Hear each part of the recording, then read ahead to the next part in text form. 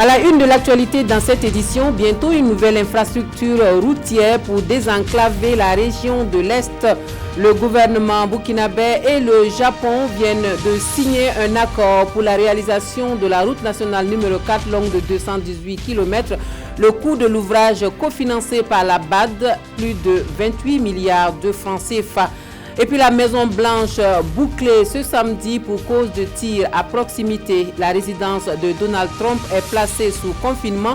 Le président américain, lui, se trouvait dans sa maison en Floride au moment des faits.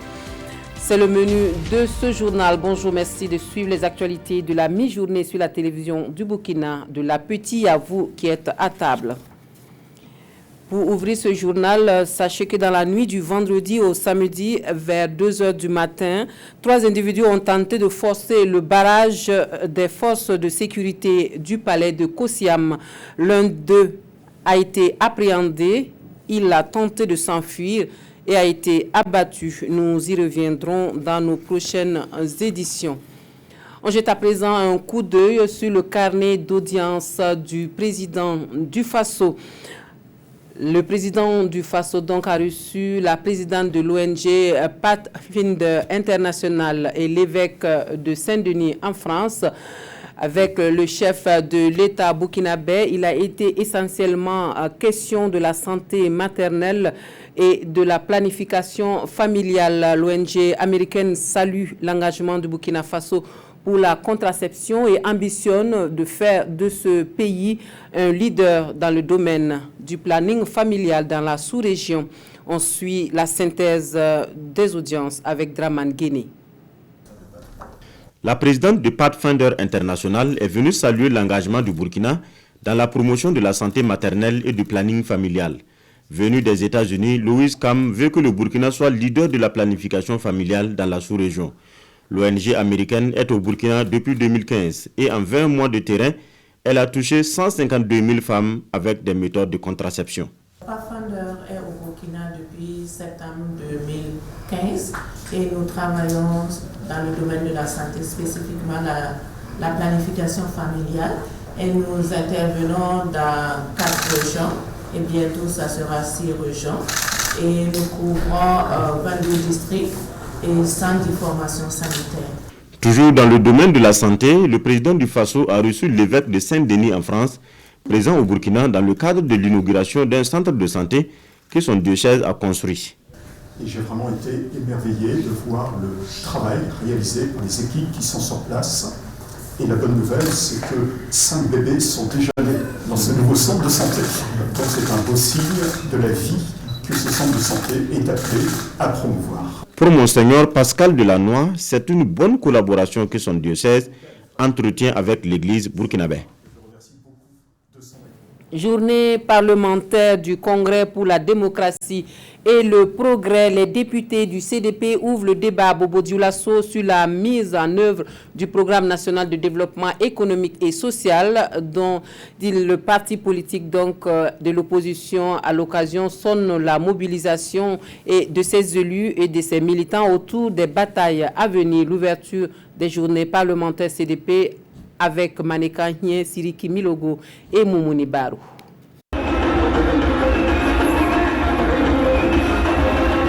Nous sommes aux premières journées parlementaires du CDP de l'année 2018. Des journées qui planchent sur le bilan à mi-parcours de la mise en œuvre du plan national de développement économique et social. Les populations ont tant attendu, ils ne voient pas venir. Les populations ont soif, ont faim. L'économie est au bas niveau. Les fonctionnaires, partout où vous le constatez, ne sont pas contents, c'est des revendications tous azimuts. Il est donc nécessaire que notre groupe parlementaire se penche là-dessus. Les partis de la DABA et de l'EPI entendent apporter sa contribution au développement du Burkina Faso. Et pour recadrer la mise en œuvre du référentiel de développement, le CDP invite les pouvoirs en place à se pencher sur des domaines bien précis. De toute évidence, les tenants du pouvoir gagneraient à apporter un traitement diligent des mots qui assaillent les Burkinabés. Il s'agit du chômage des jeunes et des femmes.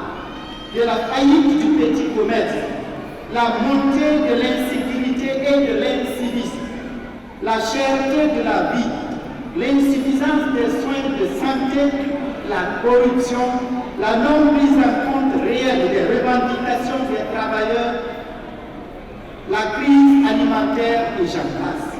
À l'occasion, militants et sympathisants sont informés des résultats de la dernière session du parti tenue le 25 février dernier. Une session au cours de laquelle la présidence du parti a été confiée à Eddy Kombego en attendant les 5 et 6 mai pour le renouvellement des instances. La coopération entre le Burkina Faso et le Japon devrait bientôt donner une route flambant neuve pour désenclaver la région de l'Est. La réalisation de la route nationale numéro 4 Gungen-Fadan-Gourma, longue de 218 km, fait l'objet d'un accord signé à Ouagadougou. L'ouvrage, estimé à plus de 28 milliards de francs CFA, est cofinancé par la Banque africaine de développement. Zoubaviel David Dabiré nous en parle. Une signature de convention et ce sont plus de 28 milliards de francs CFA mis à la disposition du gouvernement burkinabé par la coopération japonaise. Cet accord de prêt formalise le cofinancement entre le Japon et la Banque africaine de développement du projet de construction de la route nationale numéro 4 Gungen-Fadan-Gourma-Piega, frontière du Niger, long de 218 km. Pour la ministre en charge de l'économie, l'infrastructure ouvre de bonnes perspectives en ce qu'elle permettra le désenclavement de la région de l'Est et favorisera la relance économique du Burkina Faso. Le tronçon bitumé est une voie internationale empruntée par les camions en provenance du Niger et pour un pays continental comme le nôtre, c'est une aubaine de développement, s'est réjoui Adiza Tourouzine Koulibaly qui salue au passage l'excellence des relations entre le pays du soleil levant et le Burkina Faso. Le ministre des Infrastructures précise pour sa part que les appels d'offres pour la réalisation de la route Gungen-Fada sont déjà bien avancés. L'ouvrage s'inscrit dans un vaste projet de modernisation des corridors des pays de la sous-région conclu entre le Japon et l'UEMOA. Pour le directeur général Afrique de la coopération japonaise, l'objectif global est d'améliorer à terme le réseau routier, le développement des échanges inter-États et le renforcement du processus d'intégration régionale à travers la fluidité du transport des marchandises et à la libre circulation des personnes et des biens dans la sous-région ouest-africaine. Il s'agit pour Kato Ruchi d'accroître la résilience des populations en leur offrant des outils de développement. Nous nous intéressons maintenant au programme d'appui au développement des économies locales, le PADEL lancé par le président du Faso Adori en novembre 2016. Le projet dans sa mise en œuvre concerne plusieurs secteurs d'activité. Les responsables sont sur le terrain pour encourager les acteurs dans le Sahel. On voit cela avec Yamba Nakulma et Jérôme Tendano. Remise de chèques et d'attestations, ordre de construire le marché de Falaguntu. Et voici le programme d'appui au développement des économies locales en marche dans la région du Sahel. L'ambition affichée à travers ces actions, c'est de booster le développement local. Nous avons grand espoir que ce qu'ils ont obtenu en termes de formation, en termes d'équipement et aussi en termes de ressources, parce que nous les avons accompagnés totalement, qu'ils puissent donc les mettre en valeur, qu'ils puissent les mettre en profit et qu'ils puissent aussi être des acteurs économiques de taille. Des acteurs économiques de taille. Cette transformation est désormais une réalité au sein des entreprises. On avait ouvert notre lettre en 2015, on avait un seul congélateur. On a eu 1 million, on a payé un deuxième congélateur, on a payé un groupe solaire parce qu'en saison 16, il y a beaucoup de coupures. Donc on souffre le gâte. Maintenant on a payé, on avait le manque de matériel, le petit matériel, les cache-lore, les foyers à gaz, les thermomètres. On a beaucoup payé à ça. Nous sommes contents puisqu'il nous donnait 250 000.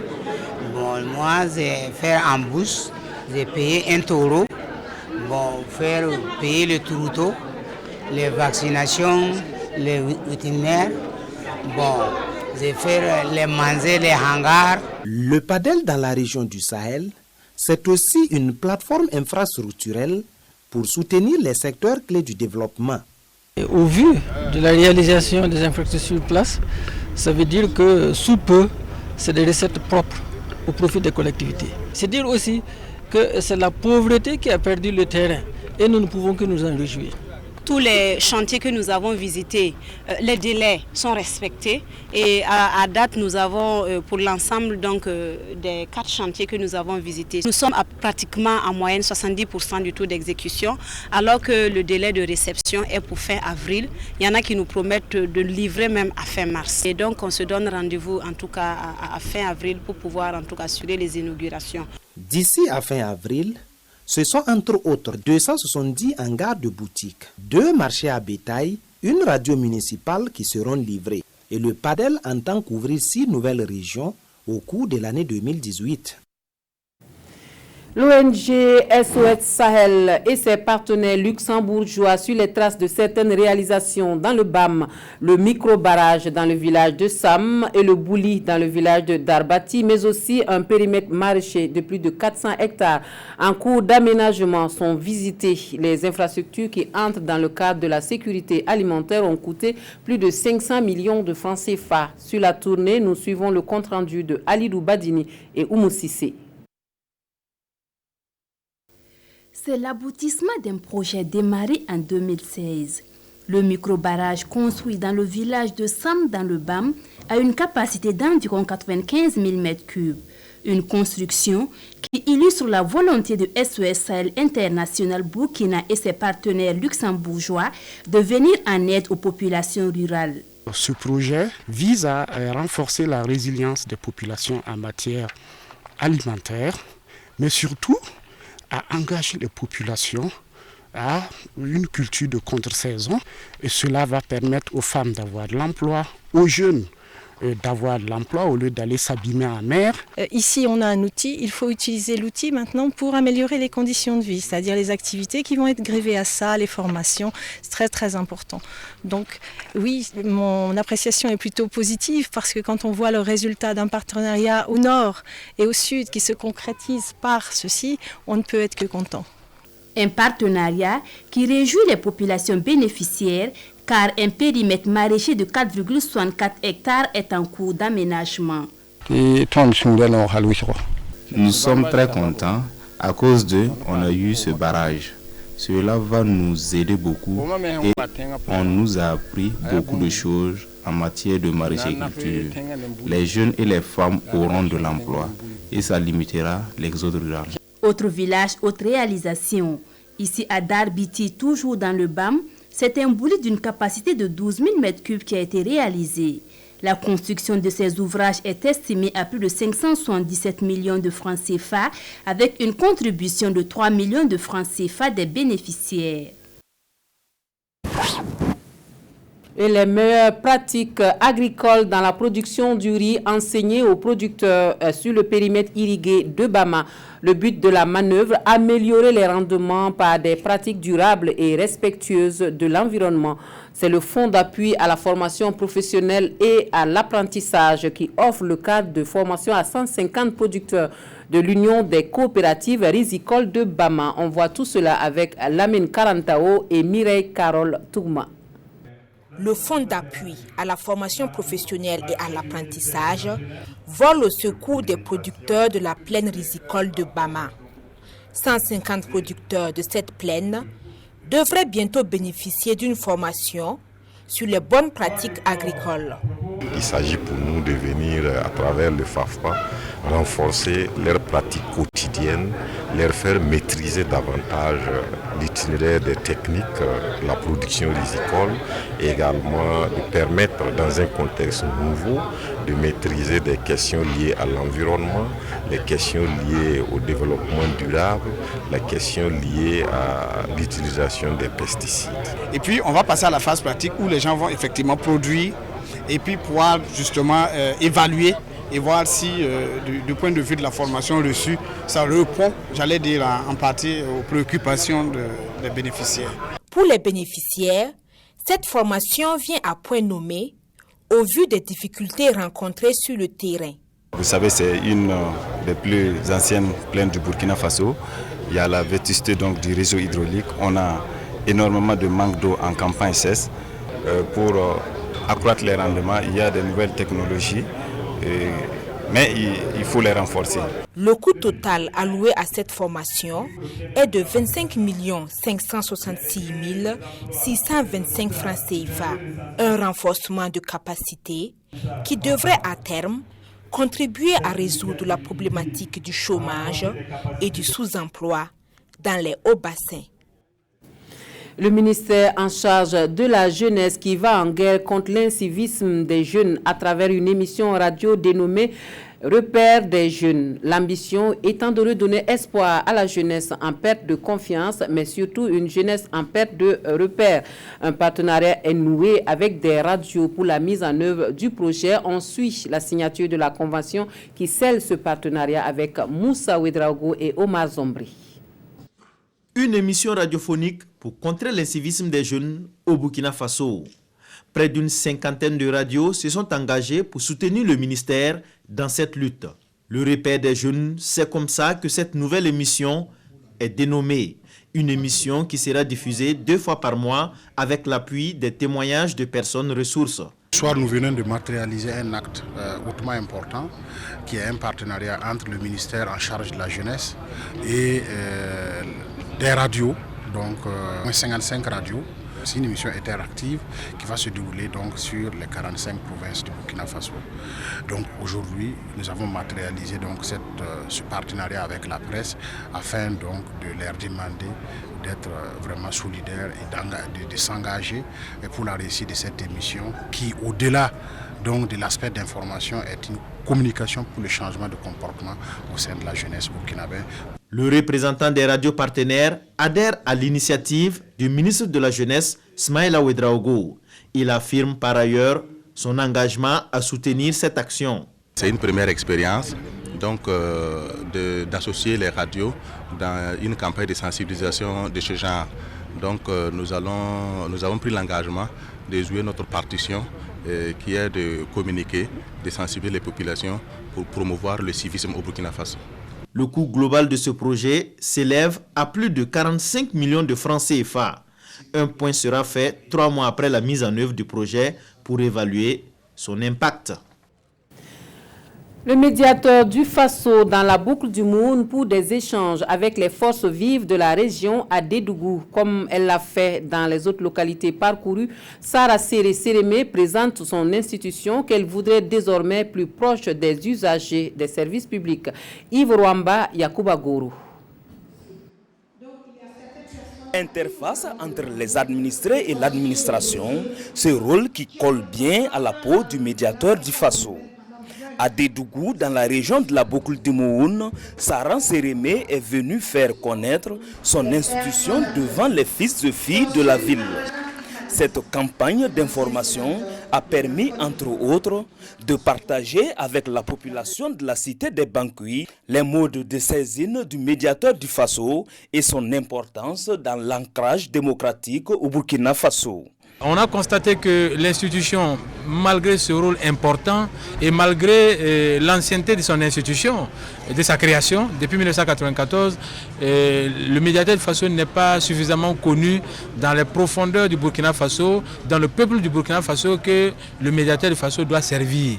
Donc c'est pourquoi l'institution s'est déportée et va se déporter dans toutes les régions du Burkina Faso, dans plusieurs provinces et localités du Burkina Faso, pour donner l'information sur l'existence du médiateur du Faso, sur les fonctions du médiateur du Faso, sur les compétences du médiateur du Faso, sur l'utilité du médiateur du Faso et sur les modes d'utilisation du médiateur du Faso. Après la série des communications, les participants ont fait connaître au médiateur du Faso leurs préoccupations.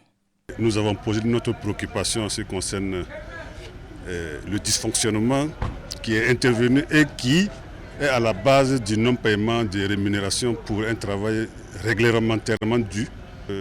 La réponse m'a vraiment satisfait. Quand même, je sais que peut-être il y a encore de la patience à observer. Le gouverneur de la région de la boucle du Moun, quant à lui, se retrouve dans cette démarche qui vise à promouvoir le dialogue social, la démocratie et à instaurer une paix durable au Burkina. Nous restons à Dédougou pour parler culture. Les organisateurs du Festival international des masques ont mûri la réflexion sur la contribution des manifestations culturelles telles le Festima au développement durable. Le forum a aussi abordé plusieurs thématiques liées à l'apport de l'acteur culturel à la mobilisation des fonds. Lamine Ouattara et Karim Ouedraogo. Ce forum a pour objectif de montrer la contribution au développement durable du Festival des masques et des arts de Dédougou Festima et des autres manifestations culturelles autour du masque. Il est initié par l'Association pour la sauvegarde des masques Azama qui s'est engagée dans la valorisation du patrimoine culturel comme gage d'un développement durable. C'est le potentiel intarissable de création de richesses que nous avons et pour un pays comme le nôtre, nous ne pouvons nous développer que par l'économie des services. Et les industries culturelles et touristiques en sont les meilleurs créneaux pour nous.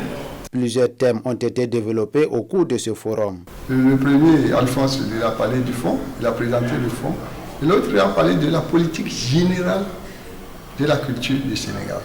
Donc, c'est des éléments qui se complètent. Moi, j'ai présenté comment l'acteur dans ce créneau peut réagir pour être efficace. Parce que c'est les acteurs qui font la véritable politique culturelle de nos États. En dehors du soutien de l'État et ses partenaires, l'acteur culturel doit se battre pour mobiliser les ressources nécessaires. En tout cas, nous sommes très satisfaits de l'utilisation des fonds dont on a fait les premiers bénéficiaires.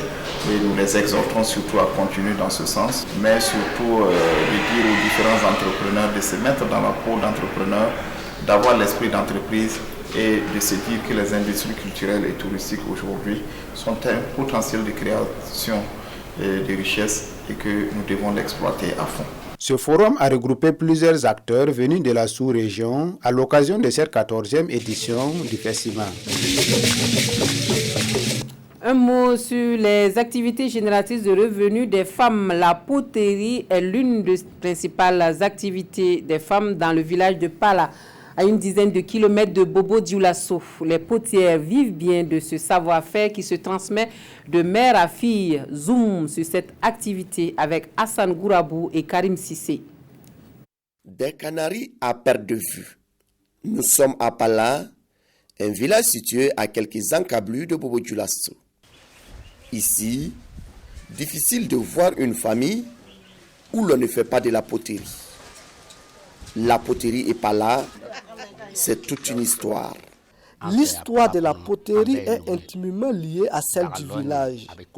Ici, il est inconcevable de croiser une femme qui ne sait pas faire de la poterie. Dans ce village essentiellement constitué de forgerons, les hommes sont à la forge. Quant aux femmes, elles se consacrent essentiellement à la poterie. C'est ma principale activité. Je n'ai rien d'autre à faire à part fabriquer les canaris.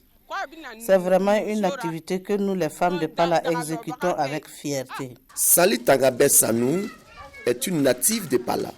Grâce aux fruits de ce travail qu'elle a appris depuis sa tendre enfance, elle arrive à se prendre en charge et même à épauler son mari. Il en est de même pour toutes les autres femmes.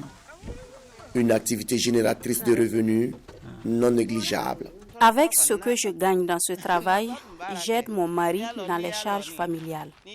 Quand les enfants sont malades, j'interviens aussi. L'année passée, mon mari a construit une maison. J'ai payé les tôles. La poterie à Pala est essentiellement utilitaire.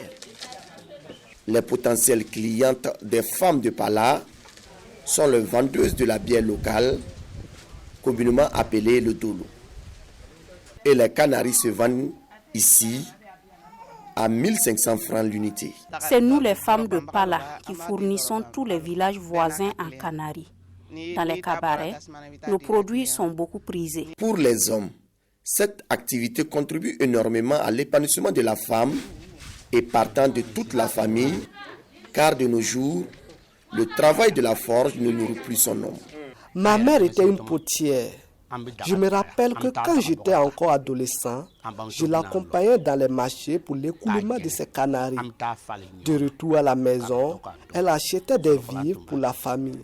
Comme toute activité, La poterie connaît aussi des difficultés. La matière première est non seulement de plus en plus de mauvaise qualité, et elle se raréfie aussi. En plus, le problème d'eau limite beaucoup les capacités de production.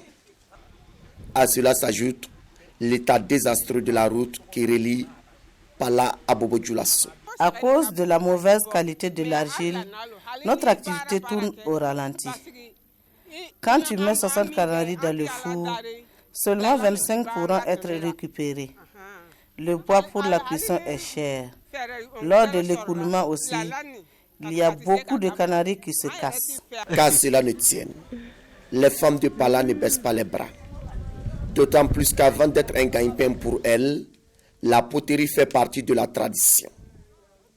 Un pan de leur culture qu'elles comptent pérenniser et léguer l'héritage aux nouvelles générations. Actualité étrangère à présent et nous allons aux États-Unis où la Maison-Blanche est bouclée ce samedi après des tirs entendus à proximité. La résidence du président américain a été placée en confinement selon les services de sécurité. Donald Trump, lui, se trouvait dans sa maison en Floride au moment des faits. Et puis, plus de 600 personnes tuées dans la Ghouta orientale en Syrie. D'après l'Observatoire syrien des droits de l'homme, les frappes du régime continuent de faire fuir de nombreux civils vers le centre. Pas de répit dans l'enfer de la Ghouta orientale. Alors que les forces syriennes auraient repris environ 10% de l'enclave rebelle, le bilan des victimes civiles s'aggrave. D'après l'Observatoire syrien des droits de l'homme, plus de 640 personnes ont été tuées, parmi elles de nombreux enfants. Sur cette vidéo amateur, une ambulance est touchée par une frappe aérienne. Le couloir humanitaire censé permettre l'évacuation des blessés et des civils reste désespérément vide. L'ONU explique que ces convois ne peuvent toujours pas l'emprunter faute de sécurité. D'après des sources russes, les rebelles empêchent les habitants assiégés de s'échapper et à en croire l'opposition syrienne. L'avancée des forces pro-régime à l'est et au sud-est de l'enclave fait fuir de nombreux civils vers le centre. On s'arrête ici pour les informations de cette mi-journée. Merci de nous avoir reçus chez vous. Toute l'équipe du 13h se joint à moi pour vous souhaiter un dimanche paisible.